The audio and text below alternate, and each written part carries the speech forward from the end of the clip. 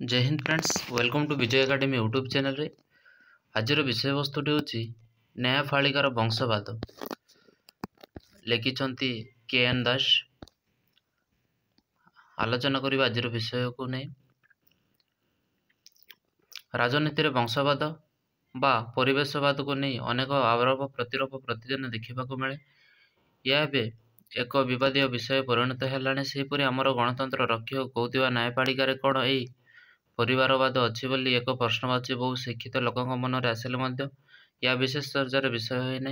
यार कारण अनेक अच्छी विशेषतः लोक मान न्यायपालिका उपर आरोप करने को डरती कोर्टर अवमानना भय। द्वितीय कारण है यार यार कार्यप्रणाली लोकलोचन को आसी पारे ना।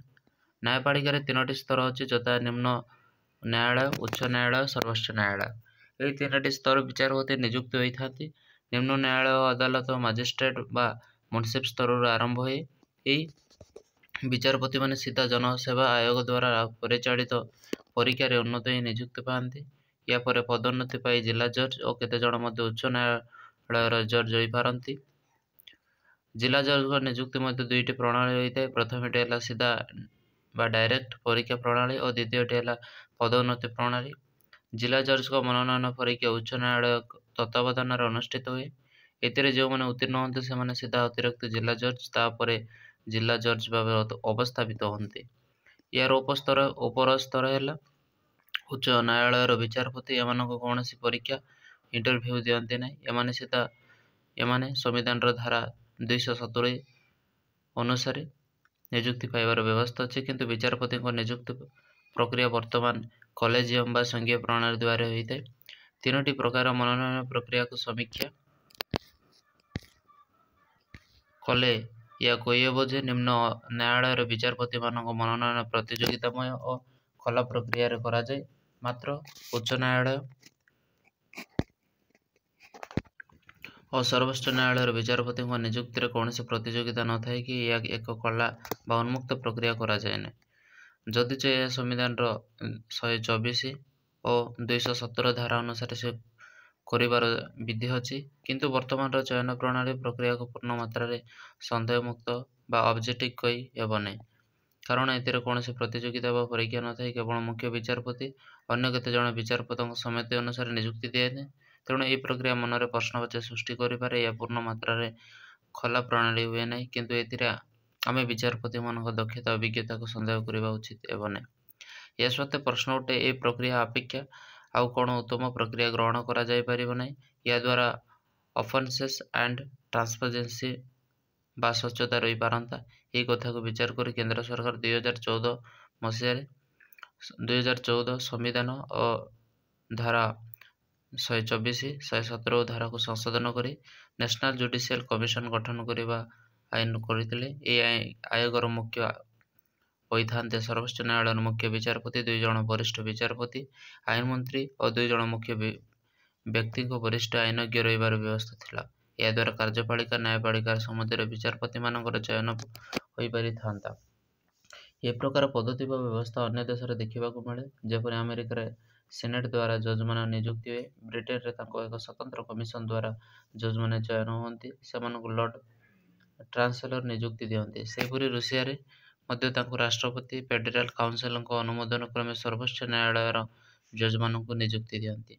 यहीपर पद्धति ऑस्ट्रेलिया और फ्रांस रे देखा मिले। एतुर आम उपनीत हो पारिबा जे ये सब उन्नत राष्ट्र कार्यपालिका व्यवस्था द्वारा कार्यपालिकार विचारपति मान नियुक्ति होती। यही व्यवस्था मध्य सुचारू रूपे परिचालित होती। सब राष्ट्र न्यायपालिका गुड़िक मर्यादा स्वतंत्रता दक्षता प्रतिपादन कर। तेणु आम देश एपरी व्यवस्था प्रचलन हेले आम न्यायपालिकार कार्यदक्षता स्वतंत्रता कौन रूप में पूर्ण होबार आशंका करने अवांछनीय। यह जो मनोनयन प्रक्रिया उपर प्रश्न उठी ता दूर हो पार। ये प्रथा को आउ कि दूररुद्ध व्यवस्था करें ना। वर्तमान सरकार 124 मसीह एनजेसी प्रणयन करने संविधान संशोधन कर किंतु यह सर्वोच्च न्यायालय 5 जणिया खंडपीठ असिद्ध घोषणा कर पुनर्बार सर्वोच्च न्यायालय कॉलेजियम प्रथा को प्रचलन कर राय देते। या केंद्र सरकार को कौन ऑफिशियल बा ନୂତନ ଆଇନ ପ୍ରଣୟନ କରିବାର ଚେଷ୍ଟା କରିନାହାନ୍ତି, କିନ୍ତୁ ଏହା ଦ୍ୱାରା ନ୍ୟାୟପାଳିକାର କାର୍ଯ୍ୟପାଳିକା ମଧ୍ୟ ତିକ୍ତତା ଦେଖିବାକୁ ମିଳିଛି। କେନ୍ଦ୍ରର ଆଇନ ମନ୍ତ୍ରୀ ଏପରି ବର୍ତ୍ତମାନର ଉପରାଷ୍ଟ୍ରପତି ସର୍ବୋଚ୍ଚ ନ୍ୟାୟାଳୟରେ ଏହି ନିଷ୍ପତ୍ତିକୁ କଠୋର ବିରୋଧ କରିଛନ୍ତି। କାର୍ଯ୍ୟପାଳିକା ଓ ନ୍ୟାୟପାଳିକା ଭିତରେ ଥିବା ଏହି ଅସମତି ପାଇଁ ବହୁ ସମୟ ଉଚ୍ଚତମ ନ୍ୟାୟାଳୟର ବିଚାରପତିମାନଙ୍କ ନିଯୁକ୍ତି ଠିକ୍ ସମୟରେ ନ ହୋଇ ବହୁ ବିଳମ୍ବରେ ହୋଇଛି। ସର୍ବୋଚ୍ଚ ନ୍ୟାୟାଳୟର ଅମନୋନୟନ ସରକାର ଯଦି ରାଜି ନ ହୁଅନ୍ତା, ତେବେ କେନ୍ଦ୍ର ସରକାର ତା ଉପରେ କୌଣସି କାର୍ଯ୍ୟାନୁଷ୍ଠାନ ନ କରି ପକାନ୍ତା, ଯାହାଦ୍ୱାରା ଜଜ୍ମାନେ ନିଯୁକ୍ତି ପ୍ରକ୍ରିୟା ବାଧା ସୃଷ୍ଟି ହୁଏ। ତେଣୁ ଯଦି ମନୋନୟନ କାର୍ଯ୍ୟପାଳିକା ଓ ନ୍ୟାୟପାଳିକା ସମ୍ମତି ହୁଅନ୍ତି, ତେବେ ଏପରି ଅସୁବିଧା ସୃଷ୍ଟି ହୁଅନ୍ତା ନାହିଁ। ତେଣୁ ସାଧାରଣ ପ୍ରଶ୍ନବାଚୀ ସୃଷ୍ଟି ହୁଏ ଯେ ଯେଉଁ କାରଣ ପାଇଁ ସର୍ବୋଚ୍ଚ ନ୍ୟାୟାଳୟ ଏକତରଫା ମନୋନୟନ ପ୍ରକ୍ରିୟା ଉପରେ ଏତେଟା ପ୍ରାଧାନ୍ୟ ଦେଉଛନ୍ତି, ଯାହା ସାଧାରଣ ପ୍ରଶ୍ନବାଚୀ ସୃଷ୍ଟି କରୁଛି। ଏହି ପ୍ରଶ୍ନବାଚୀକୁ ମଧ୍ୟ କେତେକ ତଥ୍ୟ ଦୃଢ଼ୀଭୂତ କରୁଛି। ଏକ ତଥ୍ୟ ଅନୁସାରେ ଆମ ଦେଶରେ 200 ପରିବାରରୁ ହିଁ ଉଚ୍ଚ ନ୍ୟାୟାଳୟକୁ ପ୍ରାୟ ବିଚାରପତି ନିଯୁକ୍ତି ହୁଅନ୍ତି। ଆମ ଦେଶର ଉଚ୍ଚ ନ୍ୟାୟାଳୟର ଜଜ୍ମାନଙ୍କ ସଂଖ୍ୟା ପ୍ରାୟ 4134 ଓ ଉଚ୍ଚତମ ନ୍ୟାୟାଳୟର ଜଜ୍ମାନଙ୍କ ସଂଖ୍ୟା 34। ଏହି ବିଚାରପତିମାନଙ୍କ ବଂଶ ପରମ୍ପରା ଯଦି ଦେଖାଯାଏ, ତେବେ ଦେଖିବା ବହୁ ବିଚାରପତି ପୂର୍ବପୁରୁଷମାନେ ବିଚାରପତି ଥିବେ କିମ୍ବା ରାଜନେତା ଥିବେ। ଆମେ ଯଦି କେତେଟା ଦୃଷ୍ଟାନ୍ତ ଦେଖିବା, ତେବେ ଏହି ଧାରଣା ଆହୁରି ଦୃଢ଼ୀଭୂତ ହେବ। ବର୍ତ୍ତମାନ ଦେଶର ପ୍ରଧାନ ବିଚାରପତି ହେଉଛନ୍ତି ଜଷ୍ଟିସ୍ ସଞ୍ଜୀବ ଖାନ୍ନା, ଯିଏକି ପୂର୍ବତନ ସର୍ବୋଚ୍ଚ ନ୍ୟାୟାଳୟର ବିଚାରପତି HR ଖାନ୍ନାଙ୍କ ପୁତୁରା ଓ ତାଙ୍କ ପିତା ମଧ୍ୟ ଦିଲ୍ଲୀ ଉଚ୍ଚ ନ୍ୟାୟାଳୟର ବିଚାରପତି ଥିଲେ। ଏହା ପୂର୍ବରୁ ପ୍ରଧାନ ବିଚାରପତି ଥିବା DY ଚନ୍ଦ୍ରଚୂଡ଼ଙ୍କ ପିତା DV ଚନ୍ଦ୍ରଚୂଡ଼ ସର୍ବୋଚ୍ଚ ନ୍ୟାୟାଳୟର ପ୍ରଧାନ ବିଚାରପତି ଥିଲେ। ପୂର୍ବତନ ପ୍ରଧାନ ବିଚାରପତି ରଞ୍ଜନ କୁମାର ଗୋଗୋଇଙ୍କ ପିତା ଆସାମର ପୂର୍ବତନ ମୁଖ୍ୟମନ୍ତ୍ରୀ ଥିଲେ। ସେହିପରି ଜଷ୍ଟିସ୍ ଦୀପକ ମିଶ୍ର ମଧ୍ୟ ପୂର୍ବତନ ପ୍ରଧାନ ବିଚାରପତି ରଙ୍ଗନାଥ ମିଶ୍ରଙ୍କ ପୁତୁରା ଅଟନ୍ତି।